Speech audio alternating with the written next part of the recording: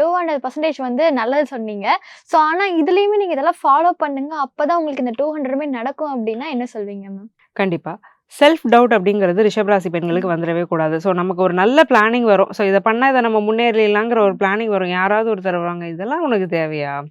இதெல்லாம் பண்ணுமா? இதெல்லாம் கொஞ்சம் டூ மச்சா இல்ல? நமக்கு இதெல்லாம் ஒத்து வருமா?" இப்படிலாம் யாராவது வந்து குழப்பி விடுவாங்க. சனியுடைய பார்வை ராசிக்கே விழுறதுனால, அடுத்தவங்களுடைய ஒப்பீனியன பர்சனலா ரொம்ப ஸ்ட்ராங்கா எடுக்க ஆரம்பிப்பாங்க ரிஷபராசி பெண்கள். அத எடுக்கக்கூடாது. ம். நம்மளுடைய இன்ட்யூஷன், நம்மளோட மனசு என்ன சொல்லுதோ, அத கேட்டுக்கிட்டு நம்ம போயிடணுங்கிற ஒரு மனோநிலைக்கு வந்துட்டாங்க அப்படின்னா, இந்த மாதிரியான பிரச்சனைகள் எல்லாம் இருந்து ரிஷபராசிக்காரங்க ரிஷபராசி பெண்கள் குறிப்பா நிச்சயமா தப்பிச்சுக்கலாம்.